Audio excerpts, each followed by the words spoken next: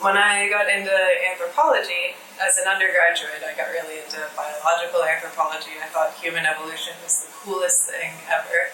And then within that kind of a framework, I became interested in how the brain evolved and what makes us human and what is it about the human brain that kind of sets us apart from other apes and other animals that all have their own amazing behaviors, but what is it that makes us do all of the ridiculously cool things we can do as humans?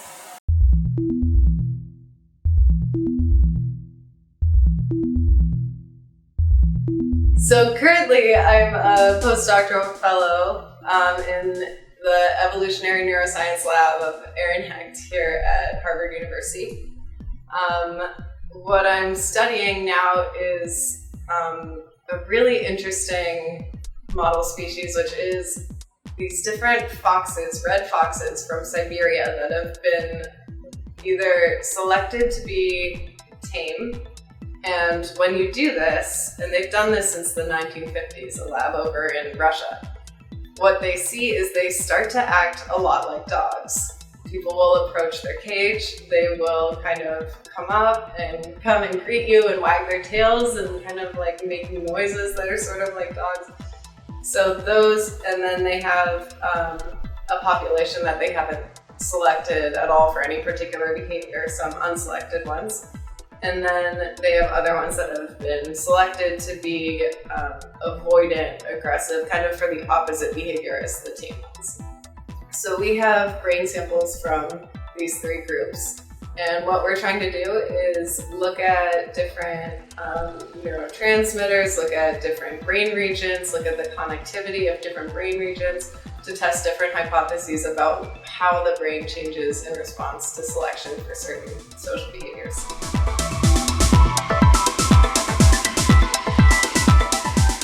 My day-to-day life, I guess, kind of depends on what we're doing at the moment. So I might be writing a grant and just kind of be at my computer all day wishing I wasn't writing a grant, or I might be here in the laboratory if we are at the stage of cutting a brain. That would take all day. We would be on the microtome, which is like our fancy deli slicer, sectioning the brain into these tiny 40 micron thick sections, and then saving those in cryopreservative, putting them in the freezer. Or we might be in here staining them for something, like if we do a Nissl stain, then what we're trying to look at is where all of the neuron and glia cell bodies are. If we're doing immunohistochemistry, what we're doing is using antibodies to go in and find the proteins we're interested in, maybe something like oxytocin or vasopressin or a serotonin receptor. Those are some of the things that we're looking at. So there are also a lot of little kind of tissue processing details that go around this. Like we might spend a day just taking microscope slides and floating sections of tissue and just like mounting them onto the slide. So it's all research, whether it's very hands-on in here or writing to get funding for research.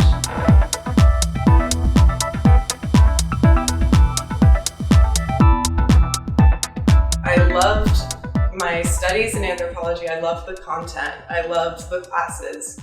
But a lot of the work that's in anthropology, it was really strong in the kind of like cultural anthro. And while I love the content of that stuff, that's not as much how I think. I tend to think in a more kind of mechanistic, experimental way.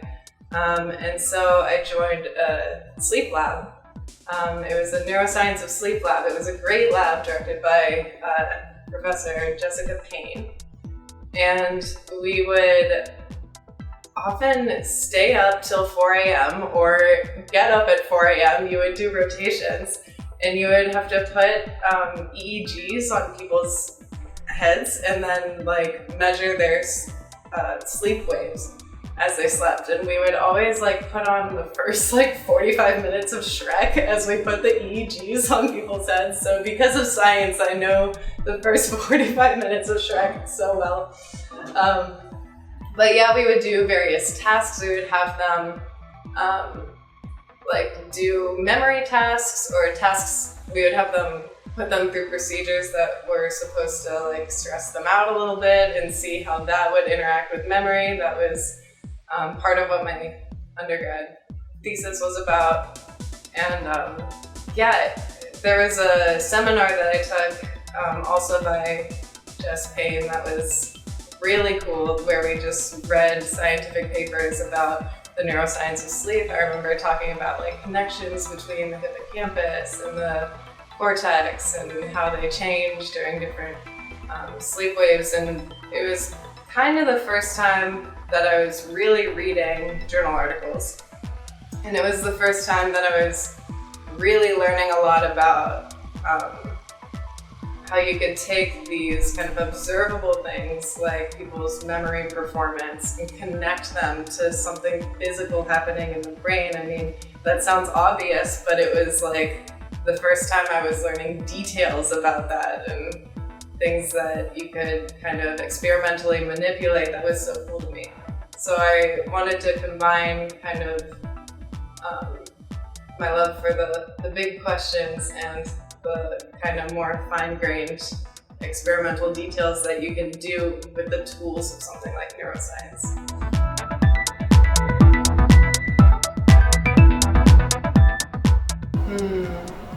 I think if nobody ever questions it, they're insane. Like, I think grad school is really hard. It's very hard. It's very long, and you're focused on kind of one thing, and you just have to write a dissertation, which is very long.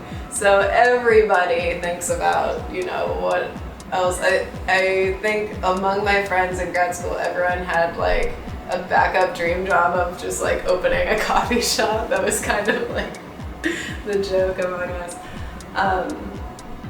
But I think about it, and I just never take for granted that like every day my job is I get to come and learn about cool things that I care about and ask cool questions and be paid to answer them, and that's really awesome.